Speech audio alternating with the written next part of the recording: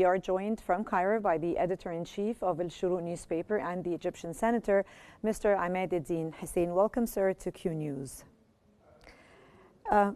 Let me ask you, how significant do you think is the role of voting abroad in shaping Egypt's Senate election outcomes, do you think?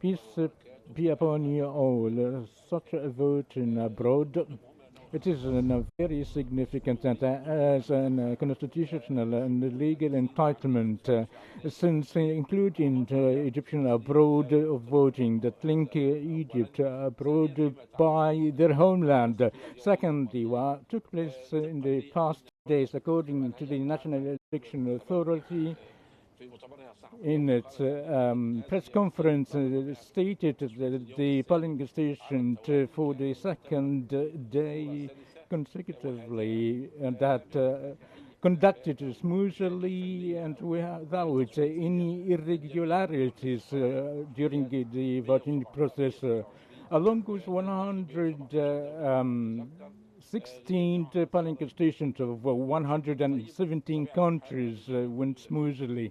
Not just the expat in Asia and in New Zealand, polling stations were closed, and embassies will conclude due to the time zone differences, such as Washington, D.C. That will be the last polling stations to close the voting process. And up till this moment, everything went smoothly according to the report of the National Election Authority.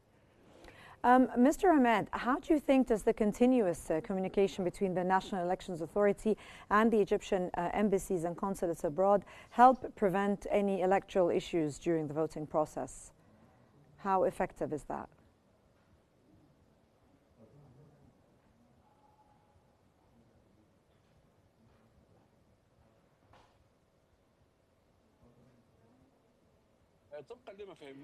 According to what we've understood, things were streamlined smoothly.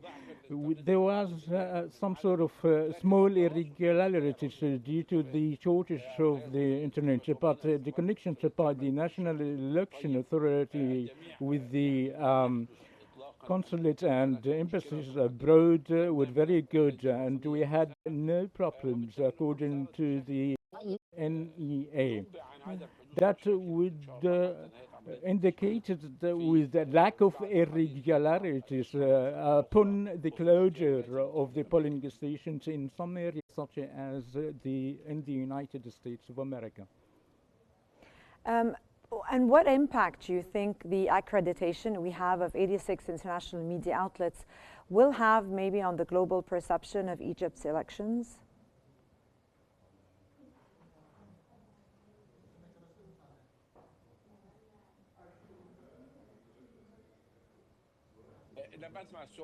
Can you please repeat the question again? What impact do you think the accreditation of 86 international media outlets will have on the global perception of Egypt's elections and the image?